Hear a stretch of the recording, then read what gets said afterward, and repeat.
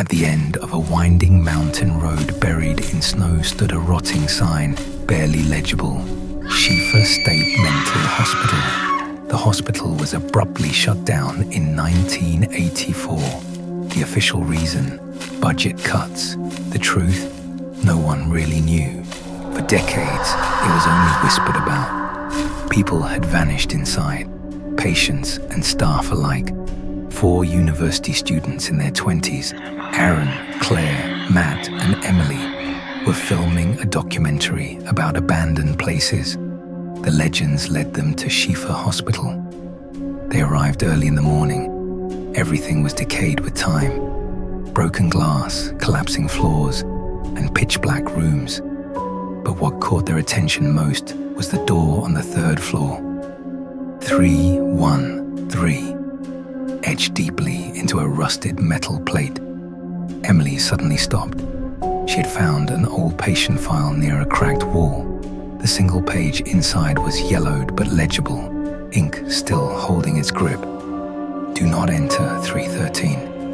If you do not make eye contact with it. Claire laughed. Just another haunted hospital cliché. But Aaron's hands trembled as he reached for the doorknob. The room was small but with a high ceiling.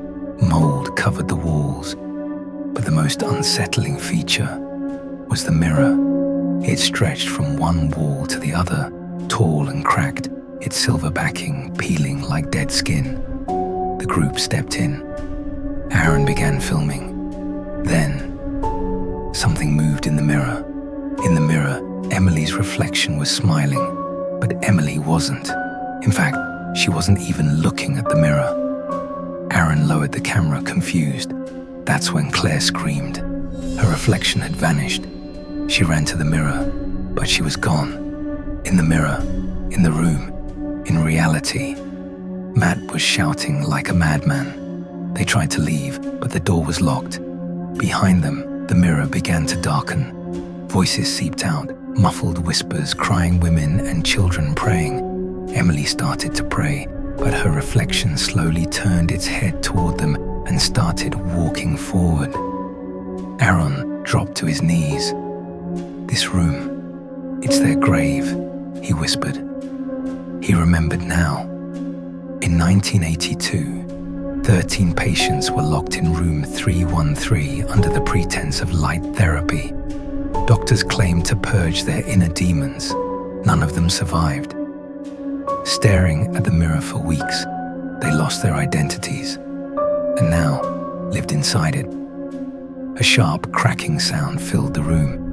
A fissure formed in the center of the mirror. From it, a gray, bony hand emerged. Emily tried to back away, but her feet felt glued to the ground. A pair of empty black eyes were watching her. Don't make eye contact. Too late.